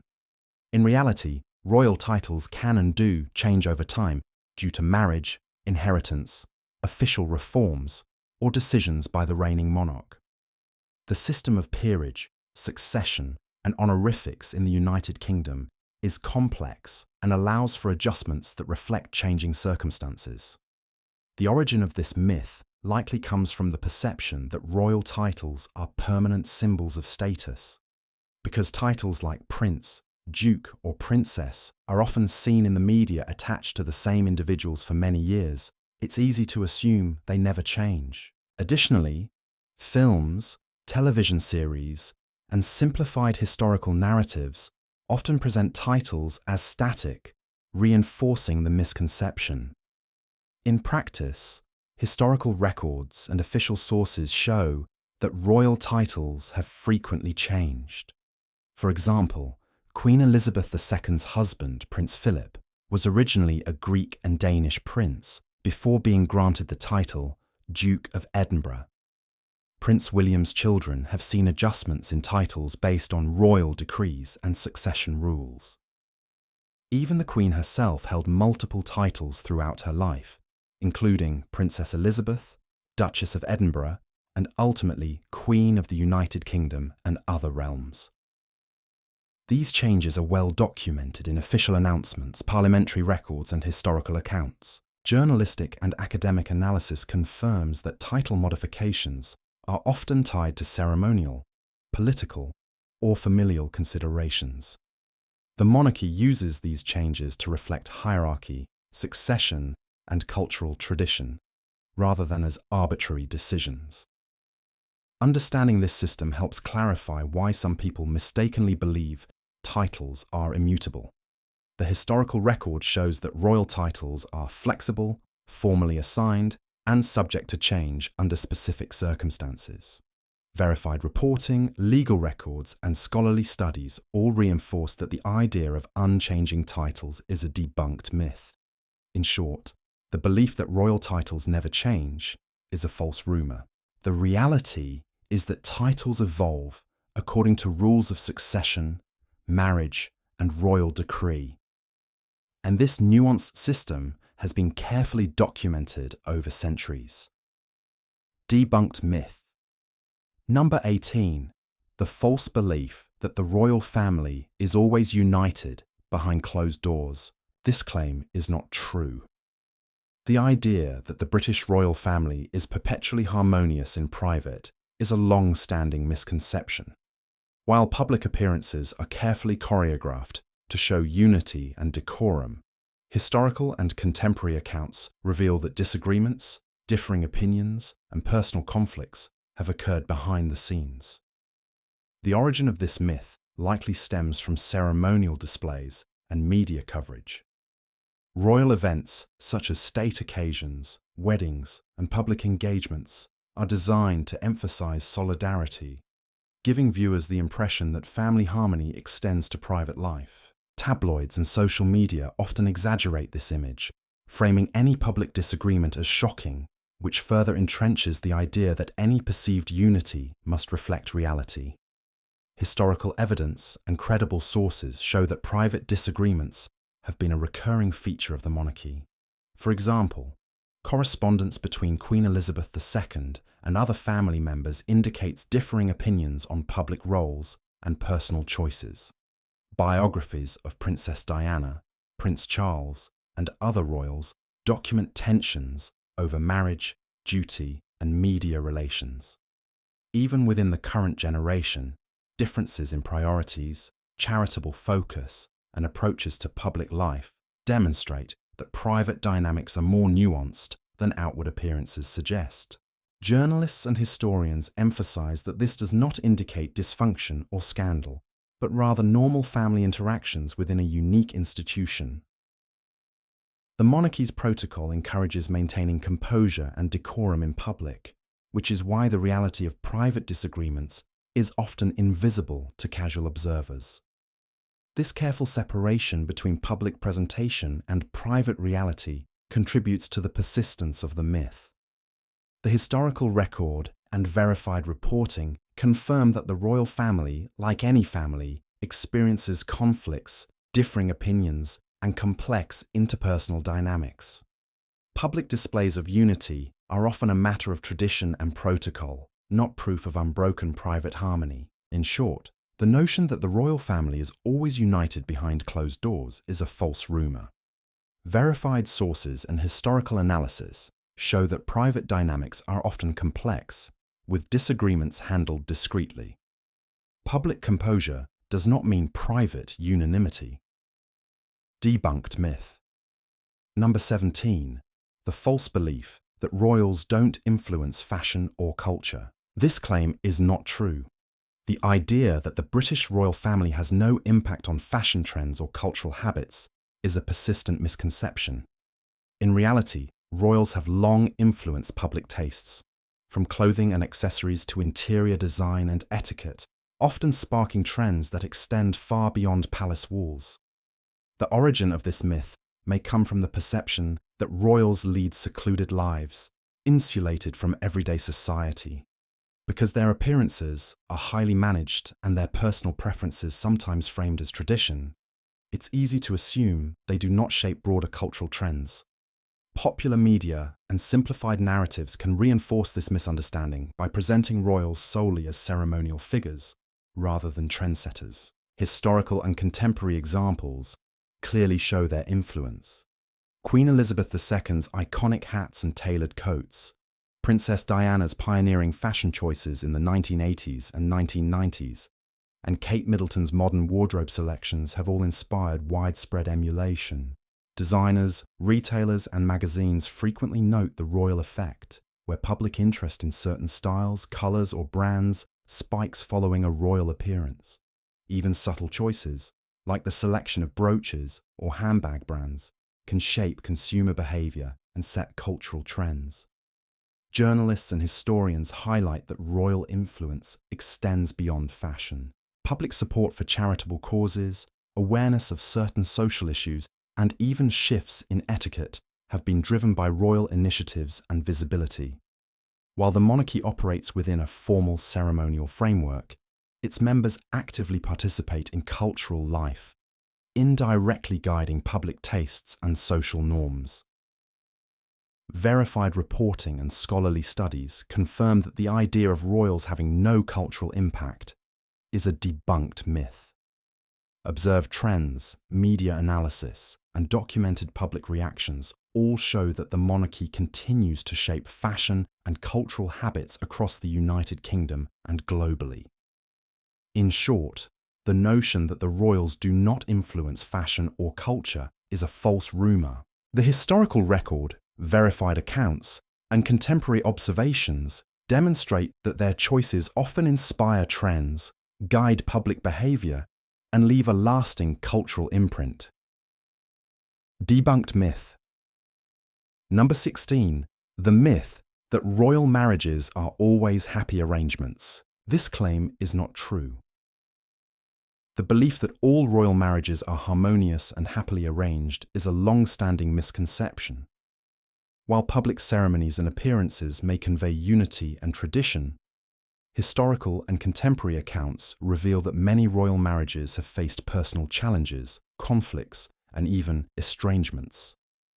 The origin of this myth likely comes from the ceremonial nature of royal weddings. Lavish public celebrations, formal photographs, and media coverage often highlight joy and stability, giving the impression that royal marriages are universally happy. Additionally, movies, television, and popular narratives frequently romanticize royal unions, reinforcing the perception of unbroken contentment. In reality, historical records and verified sources show that royal marriages are influenced by political, dynastic, and social considerations, which do not always align with personal happiness. For example, the marriage of King George IV and Caroline of Brunswick was fraught with conflict, public scandal, and estrangement. Queen Victoria's marriage, though personally devoted, faced strains due to grief and the pressures of succession. More recently, the highly publicised marriages of Prince Charles and Princess Diana, as well as Prince Andrew and Sarah Ferguson, highlight personal and public challenges despite ceremonial appearances. Biographies, letters, and journalistic accounts document disagreements, separations, and efforts to maintain public composure, showing that appearances often mask private difficulties. Journalists and historians emphasize that royal marriages are complex, shaped by duty, protocol, and public expectation. They are not immune to the tensions experienced by ordinary marriages, though the stakes and scrutiny are significantly higher. Recognizing this complexity helps dispel the notion that ceremonial displays necessarily reflect private happiness. Verified reporting and historical records confirm that the idea of always happy royal marriages is a false rumour. The evidence shows that while many royals strive for duty and decorum, personal challenges and conflicts have been a recurring aspect of their family lives. In short, the notion that royal marriages are always happy arrangements is a debunked myth. Historical documentation and credible accounts demonstrate that royal unions, like any family relationship, can face personal difficulties despite outward appearances of harmony. Debunked myth. Number 15. The myth that the monarchy has never been abolished. This claim is not true. The idea that the British monarchy has existed uninterrupted throughout history is a persistent misconception. In reality, there was a period during the 17th century when the monarchy was abolished, and England was briefly a republic under the rule of Oliver Cromwell. The origin of this myth likely stems from the enduring presence of the monarchy in modern times. Because the institution has existed continuously for centuries since the Restoration in 1660, many people overlook the period known as the Commonwealth of England, 1649 to 1660, when the monarchy and House of Lords were suspended and executive power was exercised by the Lord Protector and Parliament. Over time, the focus on continuity and tradition has contributed to the false belief that the monarchy was never interrupted. Historical records clearly document the abolition. Following the execution of King Charles I in 1649, England became a republic, and Cromwell eventually assumed the title of Lord Protector. During this period, the functions of the monarchy were replaced by parliamentary authority and a council of state. The monarchy was later restored with Charles II, but the intervening years are well documented in official records, letters, and contemporary accounts. Scholars and historians use these sources to analyse the constitutional, social, and political changes that occurred during the Commonwealth. Journalistic and historical analysis shows that the misconception also persists because the modern monarchy has emphasised stability and continuity, making the brief Republican period seem like an anomaly rather than a historical fact. Media coverage, textbooks, and popular narratives often simplify royal history, leaving gaps in public understanding and fostering myths about uninterrupted monarchy. Verified sources confirm that the notion the monarchy has never been abolished is a false rumour. Archival documents, biographies, and historical studies all demonstrate that England was a republic for over a decade, proving that the monarchy's continuity was interrupted. In short, the belief that the monarchy has never been abolished is a debunked myth. The historical record shows that while the monarchy is a long-standing institution, there was a definitive period under Cromwell when it did not exist, and this fact is widely documented and verified. Debunked myth number 14. The false belief that Queen Elizabeth II never broke tradition. This claim is not true. The idea that Queen Elizabeth II strictly adhered to all royal traditions without exception is a common misconception. While she upheld many ceremonial customs, historical and contemporary records show that she quietly modernized certain practices and adapted aspects of royal life to changing times. The origin of this myth likely comes from her public image of steadfastness and decorum. Media coverage and official photographs often emphasized continuity, protocol, and tradition, giving the impression that the Queen strictly followed every established custom. Over time, the public came to assume that tradition was never challenged or altered during her reign. In reality, numerous examples demonstrate her subtle modernization. Queen Elizabeth II updated protocols for media access, embraced new technologies such as televised Christmas broadcasts and digital communications, and allowed flexibility in court etiquette. She also adjusted royal routines to accommodate the changing roles of family members, supporting women in leadership and public engagement in ways that were unprecedented for a monarch of her era.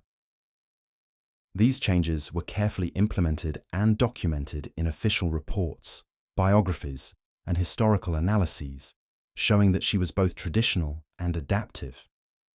Journalists and historians emphasize that this approach was deliberate. By respecting ceremony while introducing incremental modernization, the Queen maintained the monarchy's relevance in the modern era without appearing radical or disruptive. This nuance is often overlooked, leading to the misconception that she never broke tradition. Verified sources confirm that the notion Queen Elizabeth II never broke tradition is a false rumour. While she maintained a strong sense of ceremonial continuity, she also navigated subtle reforms that reflected changing societal norms, demonstrating adaptability alongside respect for history. In short, the belief that Queen Elizabeth II never broke tradition is a debunked myth. The historical record and verified accounts show that her reign balanced respect for royal customs with measured modernization, challenging the idea that tradition was followed without exception. Debunked myth number 13. The false belief that the crown jewels are worn daily. This claim is not true. The idea that members of the British royal family wear the crown jewels in their everyday life is a common misconception. In reality, the crown jewels are ceremonial objects kept securely in the Tower of London and are only worn or displayed during specific state occasions, such as coronations or the state opening of Parliament. The origin of this myth likely comes from the frequent use of photographs and media coverage showing the crown jewels during major royal events. Images of crowns, scepters, and ceremonial robes create the impression that these items are used regularly, when in fact they are reserved for formal historic ceremonies. Television, films, and social media have further reinforced this notion, presenting the jewels in a dramatic and continuous way that exaggerates their everyday presence. Historical records clearly show how and when the crown jewels are used. They are maintained under strict security in the Tower of London, with access controlled by the crown jewels staff. Coronations, state openings, and occasional special ceremonies are the only events when crowns, scepters, and other regalia are worn or displayed. Even the Queen's consorts or heirs to the throne do not wear these items casually, and photographs of daily life rarely include any of these ceremonial pieces. This is well documented in official palace records, historical accounts, and museum archives. Journalists and historians note that the misconception arises from conflating symbolic representation with actual practice. Media often highlights the jewels for dramatic effect, giving the public an exaggerated sense of their everyday use. Understanding this distinction helps clarify the reality of royal ceremonial life versus popular perception. Verified sources confirm that the belief the crown jewels are worn daily is a false rumor. Their use is limited to formal, ceremonial contexts, and the public record clearly shows that they remain securely stored the majority of the time. In short, the idea that the crown jewels are part of everyday royal attire is a debunked myth. Historical documentation, official records, and trusted reporting all confirm that these iconic pieces are ceremonial symbols, not items of daily use. Debunked myth number 12. The false belief that the royal family has always been popular. This claim is not true. The idea that the British royal family has consistently enjoyed widespread public support throughout history is a common misconception. In reality, popularity has fluctuated greatly, depending on political, social, and personal circumstances, with periods of intense scrutiny and public criticism. The origin of this myth likely stems from the monarchy's enduring presence and highly visible public events. Ceremonial occasions, royal weddings, and milestone celebrations often receive extensive media coverage, creating the impression of uninterrupted admiration. Additionally, modern narratives emphasizing pageantry and continuity can overshadow historical periods of controversy, giving audiences a simplified view of public sentiment. Historical records provide multiple examples of fluctuating popularity. During the reign of King George III, public dissatisfaction over taxation and war sparked unrest, while King Edward VIII faced intense criticism for his proposed marriage to Wallis Simpson, ultimately leading to his abdication. In the 20th century, Princess Diana's tragic death revealed both immense public devotion and critical media scrutiny of royal conduct. Even Queen Elizabeth II experienced dips in approval during periods of perceived aloofness or political tension, as documented by surveys, newspapers, and historical analyses. Journalists and historians note that the monarchy's popularity is shaped by both ceremonial visibility and substantive actions. Royal involvement in charitable work, public appearances, and adaptation to social change often restores or maintains favour, while scandals, divorces, or controversial decisions can temporarily diminish it. Understanding this cyclical nature of public opinion corrects the misconception of constant admiration. Verified sources confirm that the belief the royal family has always been popular is a false rumour. Public support has ebbed and flowed over centuries, influenced by political events, social change, and individual family members' actions. Surveys, historical accounts, and contemporary reporting all reinforce this reality. In short, the idea that the royal family has consistently been universally admired is a debunked myth. Historical documentation and verified reporting show that popularity has varied widely, and public sentiment has often been more complex than the simplified narrative suggests. Debunked myth number 11. The false belief that royals are born rich and never work. This claim is not true. The idea that members of the British royal family are born into wealth and spend their lives without work is a common misconception. In reality, modern royals carry out extensive official duties, manage charitable organisations, and engage in public service, often maintaining demanding schedules that require skill, time, and commitment. The origin of this myth likely comes from the perception of privilege and ceremony. Lavish residences, high-profile events, and extensive media coverage of royal lifestyles can give the impression that royals do not contribute professionally or meaningfully to society. Over time, movies, television, and social media have reinforced this simplified image, focusing on wealth and luxury rather than work and responsibility. In practice, historical and contemporary records demonstrate that royal duties are substantial and often involve specialised work. Queen Elizabeth II conducted weekly audiences with ministers, reviewed policy briefings, and represented the United Kingdom on state visits around the world. Princes and princesses such as Prince William and Kate Middleton engage in charitable initiatives, public campaigns, and patronage of organisations ranging from mental health to environmental conservation. Even ceremonial events, while symbolic, require preparation, coordination, and leadership. These activities are documented in official schedules, biographies, and verified journalistic reporting. Journalists and historians emphasize that while the monarchy provides financial resources and social status, modern royals are expected to contribute through public service. Their work is not always visible in the traditional employment sense, but it involves diplomacy, charity, governance support, and cultural representation.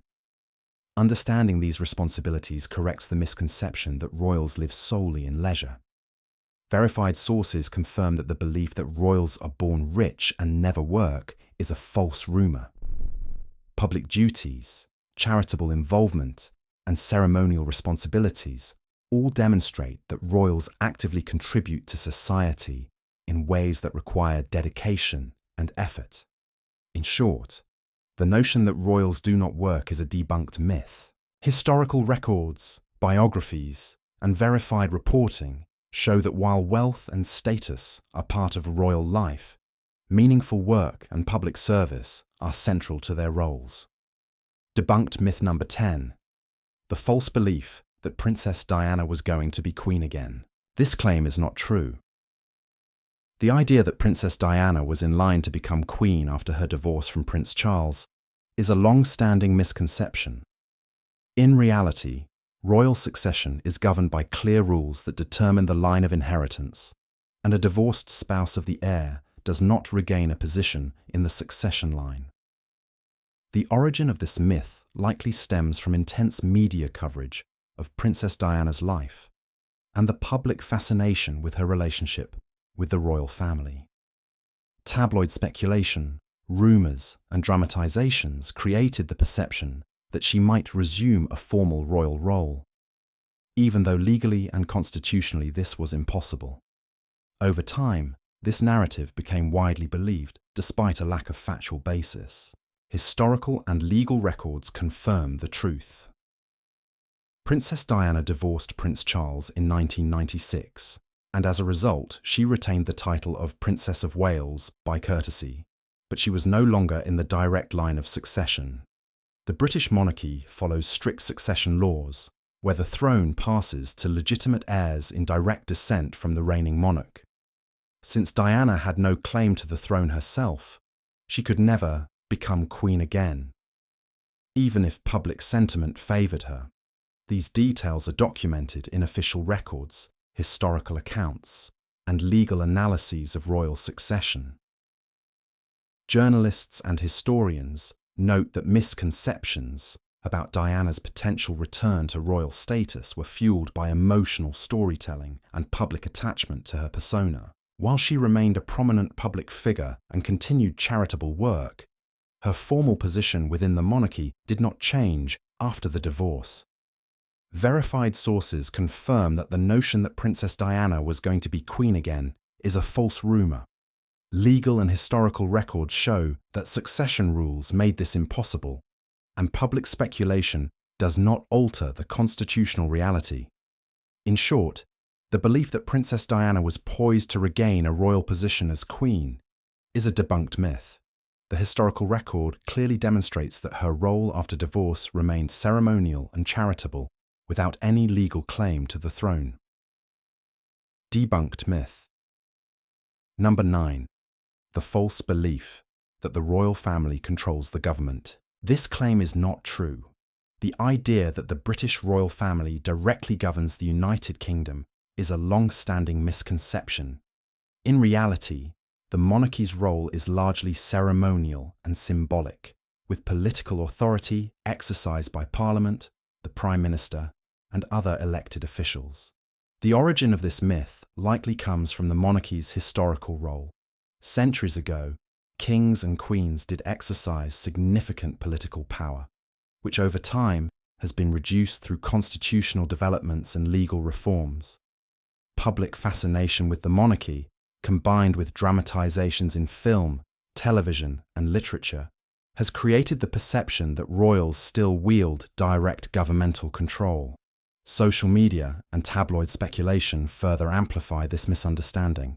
Historical and contemporary records clearly show the limits of royal authority. Queen Elizabeth II's duties included formally appointing the Prime Minister, giving royal assent to legislation, and opening Parliament, all of which are ceremonial steps guided by constitutional convention. She was required to act on advice from elected officials, rather than exercising independent decision-making. Similarly, other members of the royal family have roles in public service, charitable work, and ceremonial functions, but they do not set policy or pass laws. These facts are confirmed in constitutional documents, scholarly analyses, and verified journalistic reporting. Journalists and historians emphasize that while the monarchy symbolizes continuity and national unity, real governance is carried out by elected representatives. The ceremonial involvement of royals does not confer executive power, and attempts to conflate symbolism with authority are inaccurate. Understanding this distinction helps clarify why the myth persists and why it is incorrect. Verified sources confirm that the belief that the royal family controls the government is a false rumour. Legal frameworks, constitutional conventions, and historical practice all demonstrate that political authority resides with Parliament and elected officials, not with the monarchy. In short, the notion that the royal family governs the United Kingdom is a debunked myth. The historical and legal record shows that their role is primarily ceremonial, and real decision-making power lies with elected representatives. Debunked myth. Number 8. The false belief that royals are above the law. This claim is not true. The idea that members of the British royal family can act outside the law without consequence is a persistent misconception. In reality, the monarchy operates under the UK's constitutional framework, and legal accountability applies to the royal family, although some aspects are managed through established protocols. The origin of this myth likely comes from the historical perception of divine right and privilege. Centuries ago, monarchs were considered sovereign in all matters, and this perception carried into cultural narratives, drama, and popular storytelling. Over time, this belief was exaggerated and simplified into the idea that modern royals are legally untouchable, even though the constitutional monarchy has evolved considerably. Historical and legal records demonstrate the limits of royal privilege. While the sovereign is technically immune from prosecution under the law, other members of the royal family are subject to legal regulations. Cases involving taxation, inheritance, and civil disputes have applied to royals in documented instances.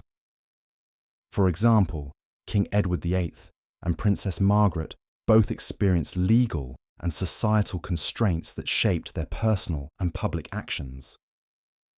Additionally, the monarchy functions within a system where parliamentary legislation governs national law, and royal assent is required for legal enactments, highlighting the constitutional rather than personal authority of the monarch. Journalists and historians emphasize that the myth is fueled by ceremonial privilege and public perception rather than actual legal immunity. While the monarchy enjoys certain formal privileges, the broader family and their estates are subject to legal obligations, and the UK's democratic institutions ensure oversight and accountability. Misinterpretation of these ceremonial roles contributes to the false belief that royals are above the law. Verified sources confirm that the belief that the royal family is above the law is a false rumour. Constitutional law, parliamentary records, and historical precedents all show that while ceremonial privileges exist, legal accountability applies, and royals are not exempt from the rule of law. In short, the notion that members of the royal family can act outside legal constraints is a debunked myth. The historical and legal record confirms that they are subject to rules, regulations, and constitutional limits like any other citizens. Debunked myth. Number 7. The false belief that the crown is worth billions and belongs personally to the king. This claim is not true. The idea that the British crown and its associated wealth belong personally to the monarch is a common misconception. In reality, the crown estate, which generates significant revenue, is held in trust for the nation, and only a portion of its income is allocated to the sovereign through the sovereign grant. The origin of this myth likely stems from the visible opulence associated with the monarchy, such as palaces, ceremonial regalia, and high-profile events. Media coverage often highlights the grandeur of royal life without clarifying distinctions between public and private wealth. Over time, this has contributed to the misunderstanding that all assets associated with the monarchy are personal property. Historical and financial records clarify the distinction. The Crown Estate includes property, land, and commercial holdings across the United Kingdom, but it is not the personal possession of the monarch. Revenue from the Crown Estate is surrendered to the Treasury, with the sovereign grant providing the royal family with a fixed percentage to fund official duties. Private wealth, such as Balmoral Castle, Sandringham House, and personal investments, is distinct and belongs to the family as individuals. These distinctions are documented in financial reports, parliamentary records, and reputable journalism. Journalists and historians emphasize that confusion arises because of the visible displays of wealth and ceremonial splendor. While the monarchy benefits from both public funding and private estates, only the latter constitutes personal wealth. Misunderstanding the legal and financial structure of the Crown Estate contributes to the false belief that the king personally controls billions of pounds in assets. Verified sources confirm that the notion the crown is personally worth billions to the monarch is a false rumour.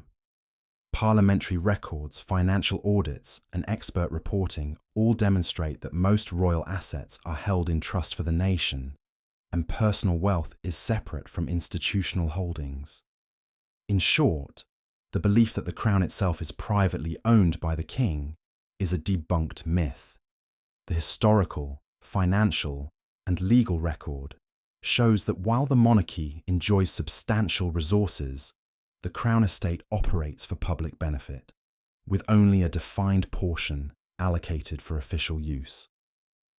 Debunked myth number 6, the false belief that Henry VIII had 6 wives. Because he was obsessed with romance. This claim is not true. The idea that King Henry VIII married 6 times purely out of romantic desire is a common misconception. In reality, his marriages were driven largely by political, dynastic, and religious considerations, rather than personal passion alone. The origin of this myth likely comes from dramatic retellings in popular media. Films, television series, and novels often focus on the sensational aspects of Henry's marriages, portraying them as stories of love, betrayal, and lust. This narrative has overshadowed the complex political context of 16th century England, making it appear as though his marital decisions were guided solely by personal infatuation. Historical records provide a clearer understanding. Henry VIII's first marriage to Catherine of Aragon ended because she did not produce a male heir, which he saw as a threat to dynastic stability. His subsequent marriages similarly reflected concerns about succession, alliances, and the consolidation of power. For example, Anne Boleyn's union was entangled with the English Reformation, as Henry broke with the Catholic Church to marry her. Later marriages, including those to Jane Seymour, Anne of Cleves, Catherine Howard, and Catherine Parr, were influenced by court politics, family alliances, and the pressures of monarchy. These motivations are well documented in letters, official records, and historical accounts. Journalists and historians emphasize that while romance may have played a role in personal feelings, the broader context of succession, political power, and religious authority was decisive. Misunderstanding this context has contributed to the enduring myth that Henry VIII's multiple marriages were primarily a matter of romantic obsession.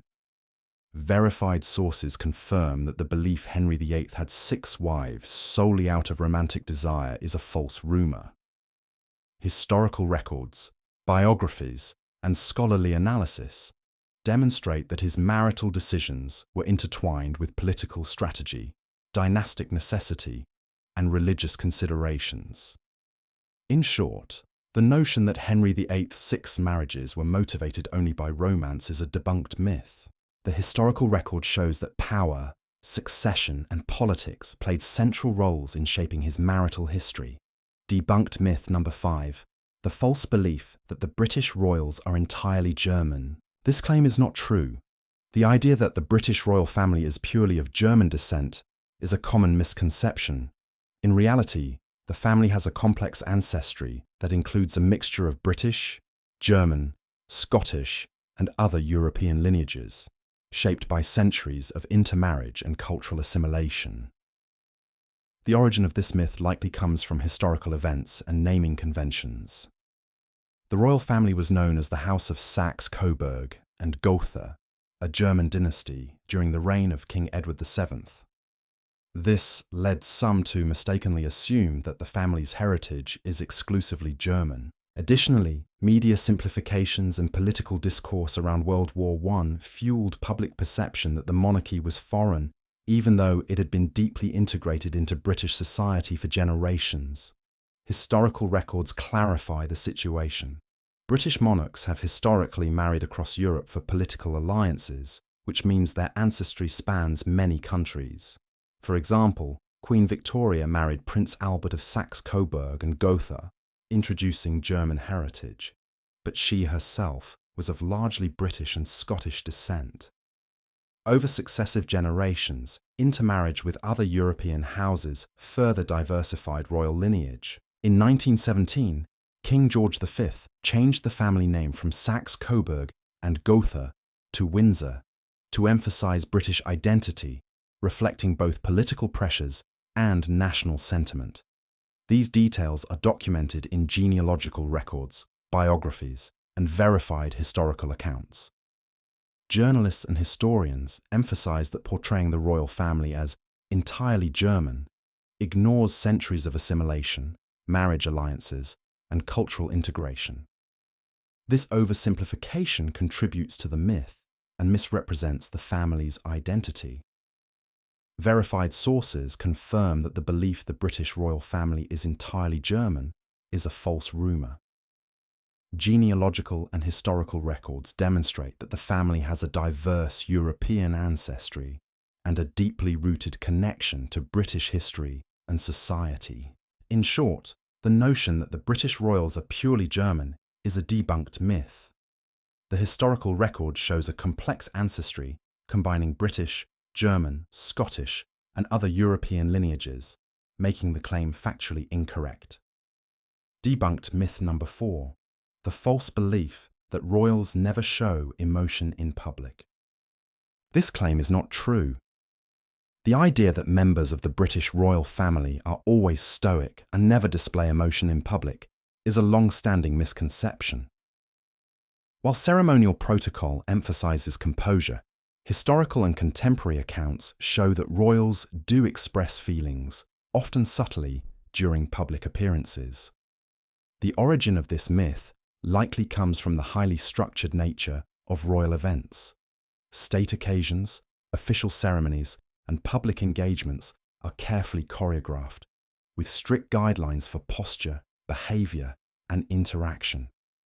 Media coverage of these events, focused on protocol and formality, can give the impression that royal individuals are emotionless or detached. Over time, dramatizations in film and literature reinforce this perception, portraying royals as reserved to the point of being unfeeling. Historical and contemporary records show that royals do display emotions publicly. Queen Elizabeth II was often seen smiling warmly during visits and celebrations, and photographs capture moments of laughter, concern, or solemnity.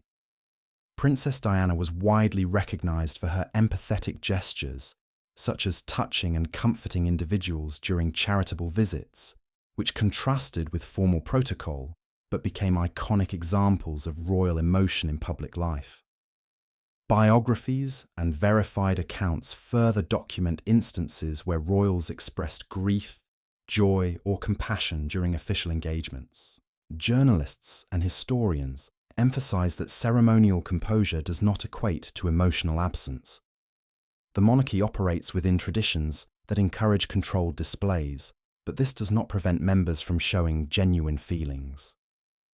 Understanding this nuance helps clarify why the myth persists, despite abundant evidence of emotional expression. Verified sources confirm that the belief that royals never show emotion in public is a false rumor. Observed behavior, photographic evidence, and contemporary reporting all demonstrate that royals can, and do, express feelings while respecting the formalities of their roles. In short, the notion that members of the royal family are perpetually stoic is a debunked myth. The historical and contemporary record shows that while ceremonial decorum influences behavior, royals are capable of public emotional expression. Debunked myth number 3, the false belief that Queen Victoria wore mourning black every day until she died. This claim is not true. The popular image of Queen Victoria wearing mourning black every day after the death of her husband, Prince Albert, is a misconception. While she did observe a period of mourning and adopted black attire for public appearances, historical records show that her wardrobe and behavior were more nuanced than the legend suggests. The origin of this myth likely comes from contemporary accounts and artistic depictions emphasizing the Queen's grief. Paintings, photographs, and later biographies often portrayed her in black, creating a powerful visual symbol of mourning. Over time, this image was simplified into the notion that she never wore anything but black for the remainder of her life. Media repetition and dramatizations in films and books further reinforced the perception of an unbroken period of mourning attire. Historical records, including wardrobe inventories and photographic evidence, show that while Queen Victoria predominantly wore black publicly after Albert's death, she did not do so exclusively. Her private attire included more varied colours, and she occasionally participated in social and ceremonial events where slightly different dress was appropriate. Court records and letters indicate that she maintained mourning protocols, but these were balanced with practical considerations and evolving fashion trends. This nuanced approach contradicts the exaggerated belief of perpetual black clothing. Journalists and historians emphasize that the myth stems from the symbolic power of the image rather than documented reality. Mourning attire was socially significant and visually striking, making it a memorable representation of grief. However, equating this with a lifetime of wearing black oversimplifies both her personal habits and the broader social context of Victorian mourning customs. Verified sources confirm that the notion Queen Victoria wore mourning black every day until her death is a false rumour. Historical documents, photographs, and contemporary accounts all demonstrate that while she observed an extended period of mourning, her wardrobe included variations that reflected practicality, ceremony, and social convention. In short, the belief that Queen Victoria wore mourning black every day until her death is a debunked myth. The historical record shows that her mourning attire was significant but not absolute, balancing tradition with practical reality. Debunked myth number 2. The false belief that the BBC changes its logo colour before royal deaths. This claim is not true. The idea that the British Broadcasting Corporation, or BBC, alters its logo colour to signal an impending royal death is a widely circulated internet myth. In reality, the BBC maintains consistent branding, and any changes in colour for news broadcasts are unrelated to royalty. The origin of this myth likely comes from viral online content and social media speculation. During periods of heightened attention on the royal family, images of BBC broadcasts or graphic changes have been misinterpreted as deliberate signals. Memes and tabloid articles amplified the idea, suggesting a hidden system of forewarning, even though no evidence supports such claims. This perception is reinforced by a public fascination with conspiracy theories surrounding royals. Historical and technical records clarify the truth. The BBC's branding, including the colour of its logo on broadcasts, is determined by programming schedules, design updates, or visual effects for breaking news. There is no documented instance where the network altered its logo specifically to foreshadow a royal death. Journalists and media experts confirm that logo changes follow design standards, software updates, or thematic programming needs, rather than secret signals. Public statements from BBC representatives have also repeatedly denied any connection to royal events, emphasising adherence to standard media practices. Journalists and historians note that this myth persists because it taps into the human tendency to find patterns and anticipate major events. By linking a familiar symbol like the BBC logo to high-profile royal deaths, people create a compelling but false narrative. Understanding this helps clarify that the supposed signal is a product of rumour, not intentional design. Verified sources confirm that the belief the BBC changes its logo colour before royal deaths is a false rumour. Media records, official statements, and expert analysis all show that branding adjustments are routine and unrelated to the royal family. In short, the notion that the BBC uses logo colour changes to hint at royal deaths is a debunked myth. The historical and technical record demonstrates that such claims have no factual basis and are purely the result of viral misinformation. Debunked myth number 1. The false rumour that the Queen was already dead before the announcement. This claim is not true. The idea that Queen Elizabeth II had passed away before the official announcement circulated widely online is a modern viral hoax. It has been repeatedly debunked by reputable journalists and fact-checkers, yet it continues to resurface due to the speed of social media and public fascination with the monarchy. The origin of this myth likely comes from a combination of misinformation and the natural human tendency to speculate about high-profile events. When news of the Queen's death broke, social media platforms and discussion forums quickly filled with unverified claims, screenshots, and supposed inside sources. These posts created the impression that the official announcement was delayed to conceal the truth, even though there is no evidence to support such assertions. Memes, viral tweets, and repeated sharing amplified the rumor, giving it the appearance of credibility to those who saw it out of context. Historical and journalistic records make it clear that the Queen's death was announced in accordance with established royal protocols. Media outlets such as the BBC, Reuters, and The Guardian reported verified facts immediately upon confirmation from the palace. Official statements, timelines, and reporting procedures confirm that there was no prior concealment or deception regarding her passing. This process is documented and publicly accessible, illustrating how the rumor diverged from reality. Journalists and historians emphasize that such myths persist because the public is fascinated by secrecy and protocol, especially regarding figures as prominent as the monarch. Misinterpreted information and viral sharing create a feedback loop that reinforces false beliefs, despite clear evidence to the contrary. Verified sources confirm that the belief the Queen was already dead before the announcement is a false rumor. Fact-checking by multiple trusted news organizations shows there was no early concealment, and that the official timeline matches verified reporting. In short, the notion that the Queen had passed away prior to the official announcement is a debunked myth. The historical and journalistic record demonstrates that this viral claim has no factual basis and exists solely as a product of online misinformation. We've explored 21 myths and misconceptions about the British royal family, from viral hoaxes to persistent misunderstandings about tradition, wealth, and authority. Each story reminds us that history is often more nuanced than the images, headlines, and rumours we encounter online.